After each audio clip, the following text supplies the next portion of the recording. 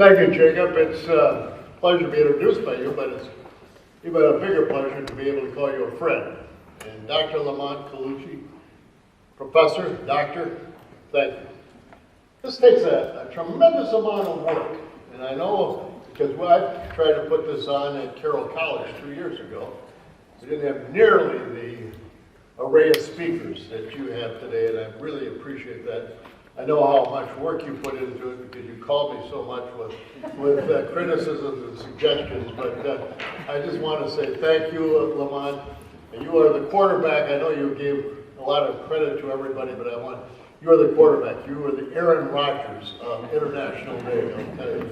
And so thank you very much. Aaron Rodgers, for you speaker, I'm sure you know him, the most valuable player in the Green Bay Packers, who is going to be the Super Bowl champions again this year. Everything about Wisconsin is really great. You got to realize that. Except today, the weather, the first time in 360 days we have had sun in Wisconsin.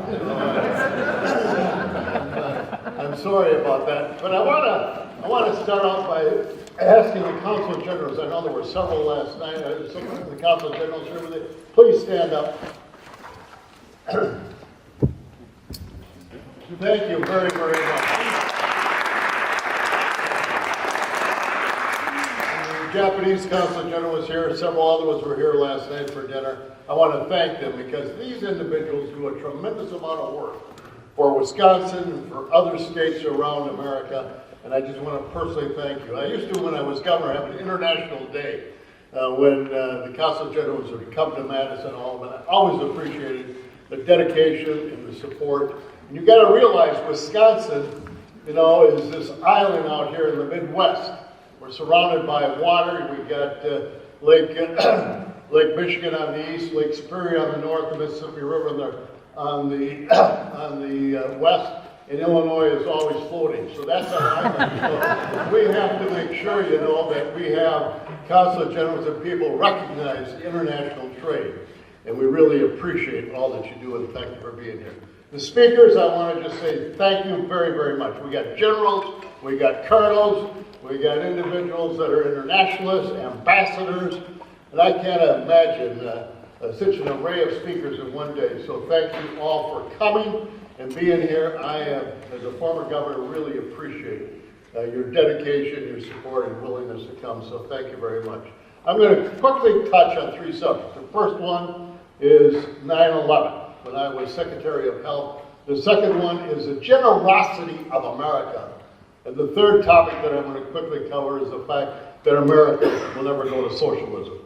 So I will quickly touch them on from my point of view. This is strictly, I'm not a governor anymore. I don't recognize or represent anybody except myself. So if you don't like it, that's fine. This is just my personal opinions, unvarnished. In 9/11, I'm Secretary of Health and Human Services. I have just invited in over 100 doctors to come to my office to talk about a ubiquitous vaccine for flu. A vaccine that we could come up with, we could fund, come up with to really control flu in America and the world. We had international doctors coming and everything. And as I was coming in after speaking to them at breakfast, we're all going to come out and convene. And I'm coming into the office when I get a telephone call that a plane just hit one of the towers in New York. Couldn't believe it. It was a clear, sunny day. Nothing was out there. Why would they fly into, must have been real malfunction. Or some pilot that must not have understood how to fly a plane. So I came in and people said, this is really terrible. Then about 16 minutes later, the second plane hit. And I knew something was drastically wrong. And then all of a sudden, the third plane went into the Pentagon. This was before 9 o'clock in the morning. And I'm saying to myself, I get a call from the vice president. He said, do you know anything? And I said, this is very serious. And they put him in a very secure place in the White House. And I've been there, General Clark, you've been there, and a very secure spot. The president's in Florida reading to a fourth grade class. And I knew that there's going to be many casualties. And I knew there was going to be some problems. So I decided to do something that I had no authority to do, or I didn't think I did, or nobody's ever done it before, is to declare a health emergency for the country. The reason for that was that I knew I had to get medical supplies up to the city of New York. And so I declared an emergency. I asked my lawyer, can we do it? He said, I don't know. I said, we'll find a way. We declared a health emergency, and at 10 o'clock, I put it out nationally, and there wasn't much to put out because nobody was working, everybody was so afraid. And so I went out, and I was able to get a plane in the air. The only one, I think, outside of the Air Force that was able to get an airplane in the air. We have 8 secure bunkers that are depots for medical supplies and equipment. And we were able to get 100 tons of medical supplies up to the city of New York by 5 o'clock. By the next morning, I had to get 200,000 masks and 400,000 prophylactic gloves. And so it was just an amazing time. People were so afraid. And I knew I had to get up to New York because I wanted to make sure that I was able to talk to the people. And I was the first person out of Bush's team to go up there.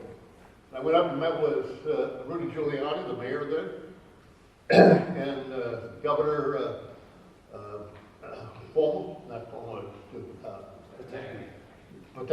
George Pataki, my friend.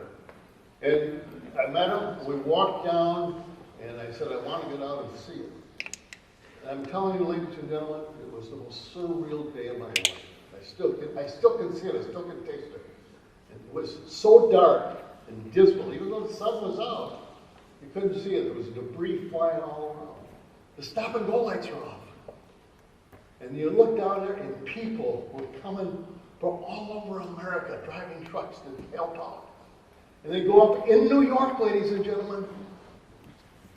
Not a honk, not a honk, not a horn was ever sounded. People go up in the stop and go lights and wait in New York for the next person to go by. And I walked down there, and it was just when I got down there, they found the last living person, pulled them out of a car.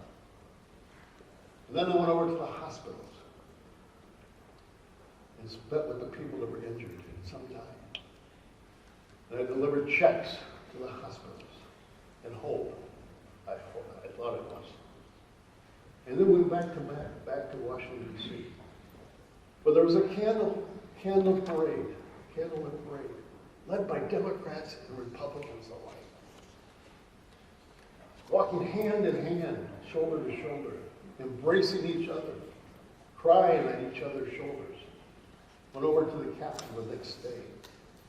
And everybody was so afraid, so mad, so surprised.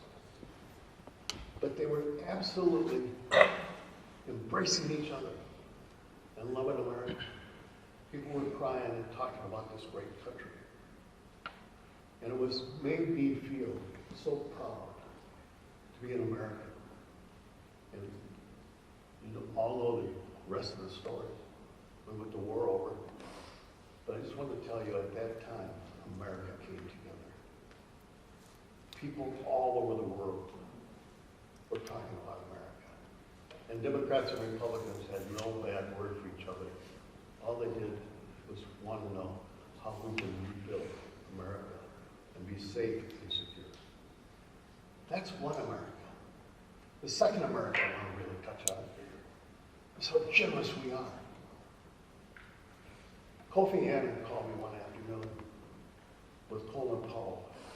He said, I would like to come down and talk to you about a new idea I have, about setting up a global fund to fight AIDS, tuberculosis, and malaria. And we met, and I thought it was a great idea. He says, would you help me? He said, I need $100 million from America to get the fund started. I said, I'll help you. Colin Powell said, absolutely.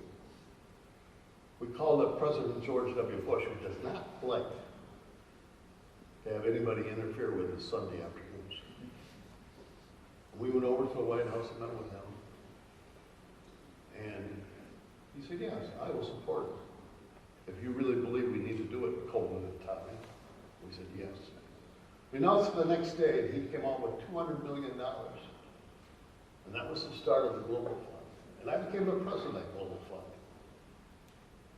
And now it's over $7 billion. And I went to Africa 4 straight years while I was secretary. And I continued on to be chairman for about a year after I had left my position as secretary.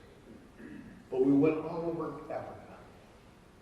And I took a group of people, including my daughter, and I made every single one of those people 105 individuals in a plane. There was so much ego and so many head cases in that plane that once we got into Germany, we didn't need any gas. We just flew all the way to Africa. But we went around. I went in, and I made everybody on that plane go out into a village in Zambia and stay a day with somebody that was suffering from AIDS. And my home I went to was a lady who was supposed to have died in 2002. This was 2003. And I went there, and I was expecting a really emaciated and poor lady. And I found this beautiful black woman who was so generous. She took me into her two rooms, old dirt floors. One room she slept in, the other room her 5 children lived in. She told me the story that her husband died from AIDS, leaving her with 5 children. Her brother died, leaving her to take care of the mother and father, their mother and father. And her husband's brother, because of the laws of intestacy of that country, he inherited her husband's property. But she still farmed it. 2 hectares, which is about 5 acres. And I said, how are you doing? And she said, I am so happy. I was supposed to have died. He had actually built a coffin for me. But then America started giving me intravitrial drugs. And I'm here today, and the most beautiful thing about it, Mr. Secretary, is that I'm going to see my 5 children graduate from high school, and they're not going to become part of the 20 million orphans walking around. I'm Irish, so I started crying. She said, don't cry, I am really happy. And I always remember what she said. She said, because of the generosity of America, I'm alive. And I'm here to see my children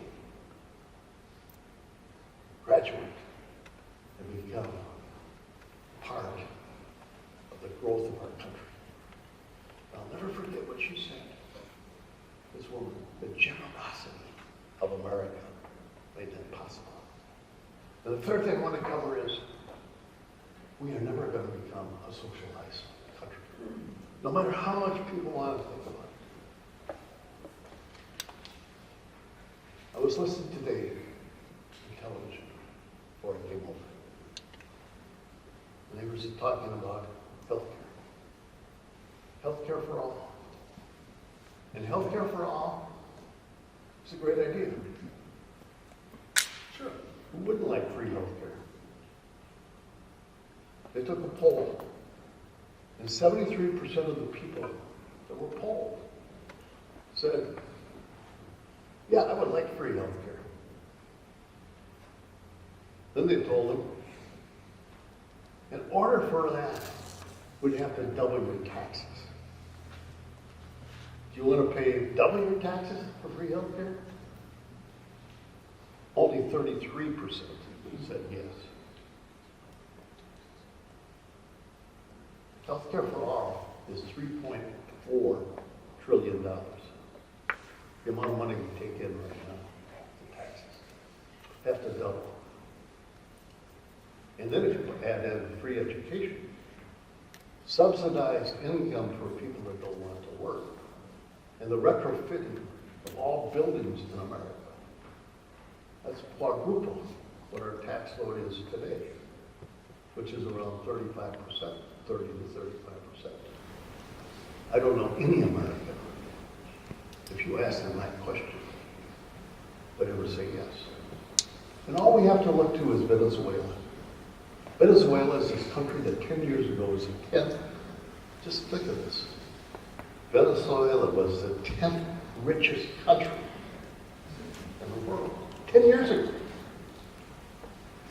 Today, 82% of their population has lost at least 10 to 15% of their weight. There's no food. You have to belong to President Maduro's party to get any food at all. And very few are getting it. And there's no insulin. Can you imagine a diabetic in Venezuela? No insulin. They're leaving Venezuela in droves. They are voting not by ballot, but by their feet. 10 to 15% of the population of Venezuela has left for Colombia. All the diabetics have left because there's no insulin. People are dying because there's no food. That's socialism run amok. And that is a comparison to the generosity, the security, and the freedoms that we have in America. So I don't believe, when you look at the facts, and look what it's going to take, that there's any chance that America will ever become a socialistic country. God love you and thank you very much.